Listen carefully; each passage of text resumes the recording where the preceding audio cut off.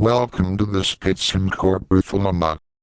We are reading from Éliphas Lévi's * Ritual of Transcendental Magic *, published in 1856 at the height of the Second Empire, when Levi was consolidating what would become the philosophical spine of modern Western esotericism.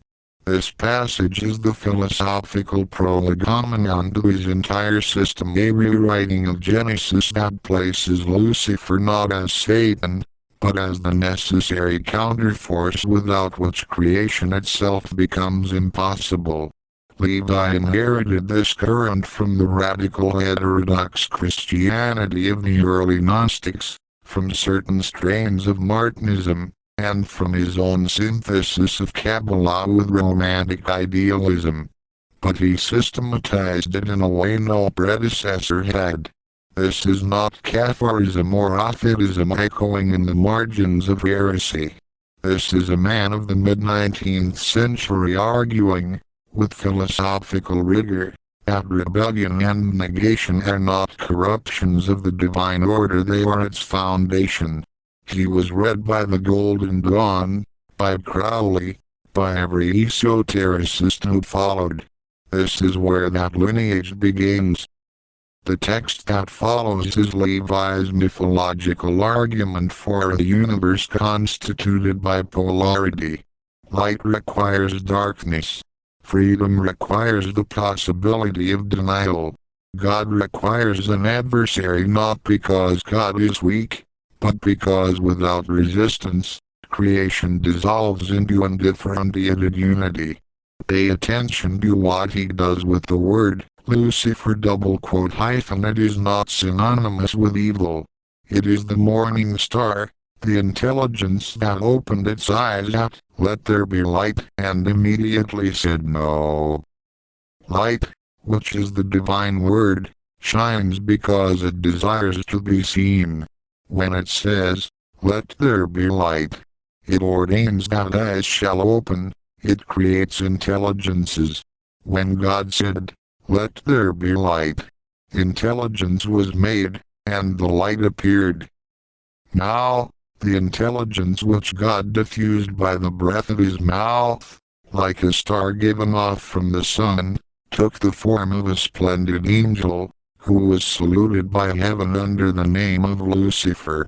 Intelligence awakened, and comprehended its nature completely by the understanding of that utterance of the divine word, "Let there be light." It felt itself to be free because God had called it into being, and, raising up its head, with both wings extended, it replied, "I will not be slavery." "Then shalt thou be suffering," said the entreated voice. "I will be liberty," replied the light. "Pride will seduce thee," said the supreme voice, "and thou wilt bring forth death." "I needs must strive with death to conquer life," again responded the created light. Thereupon God loosed from his bosom the shining cord which restrained the superb angel, and beholding him plunge through the night, which he furrowed with glory, he loved the offspring of his thought, and said with an ineffable smile, "How beautiful was the light!"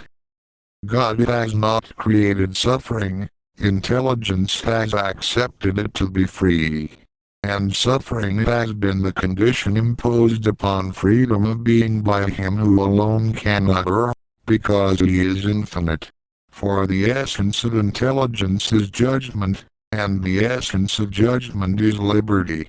The eye does not really possess light except by the faculty of closing or opening. Were it forced to be always open, it would be the slave and victim of the light, and would cease to see in order to escape the torment. Us, created intelligence is not happy in affirming God, except by its liberty to deny him. Now, the intelligence which denies, invariably affirms something, since it is asserting its liberty. It is for this reason that blasphemy glorifies God and that hell was indispensable to the happiness of heaven. Were the light unrepelled by shadow, there would be no visible forms. If the first angels had not encountered the depths of darkness, the childbirth of God would have been incomplete, and there could have been no separation between the created and essential light. Never would intelligence have known the goodness of God if it had never lost him. Never would God's infinite love have shone forth in the joys of his mercy had the prodigal Son of Heaven remained in the house of his Father. When all was light, there was light nowhere. It filled the breast of God, who was laboring to bring it forth. And when he said, "Let there be light," he permitted the darkness to repel the light, and the universe issued from chaos. The negation of the angel who at birth refused slavery constituted the equilibrium of the world, and the motion of the spheres commenced. The infinite distances admired this love of liberty, which was vast enough to fill the void of eternal night and strong enough to bear the hatred of God. But God could hate not the noblest of his children, and he proved him by his wrath only to confirm him in his power. So also the Word of God himself, as if jealous of Lucifer, willed to come down from heaven and pass triumphantly through the shadows of hell. He willed to be proscribed and condemned. He premeditated that terrible hour when he should cry, in the throes of his agony, my God, why hast thou forsaken me?"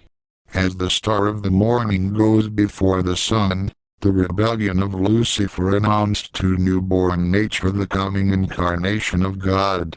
Possibly Lucifer, in his fall through night, carried with him a rain of suns and stars by the attraction of his glory. Possibly our sun is a demon among the stars, as Lucifer is a star among the angels. Doubtless it is for this reason that it lights so calmly the horrible anguish of humanity and the long agony of earth, because it is free in its solitude and possesses its light. What Levi has done here is revolutionary.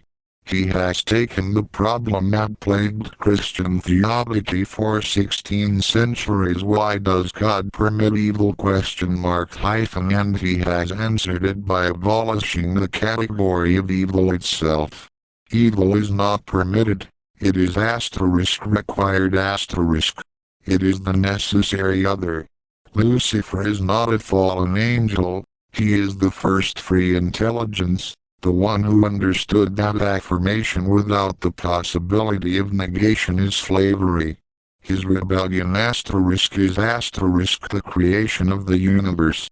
Without it, there would be undifferentiated light, which is to say, no light at all, no form, no distinction, no world. This argument descended from German idealism, from Schelling and Hegel, filtered through the heterodox mysticism of Martinus to Pasquale and Louis Claude de Saint Martin. But Levi weaponized it. He married it to Kabbalah, to the theory of the magical agent, the OD, the UG, the R, and to a doctrine of universal correspondences that would permit a magician to work with, not against, the fundamental polarity of existence. Lucifer becomes not the enemy of God but his necessary partner in the work of manifestation. The magus who understands this can operate without guilt, without the paralysis of Christian dualism. He can work with all forces because all forces are divine, including those the Church called demonic. What followed was a genealogy of practice. The Golden Dawn adopted Levi's model wholesale. Crowley radicalized it. The entire project of modern high magic rests on this single inversion, the admission that the adversarial principle is not opposed to the divine, but constitutive of it. Once you accept Levi's argument, you cannot remain a Christian in the medieval sense. You become something else entirely. Next, Arthur Edward Wade *, the Holy Kabbalah *. the Spitzen-Körper Thelema.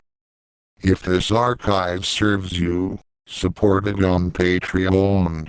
Link in the description.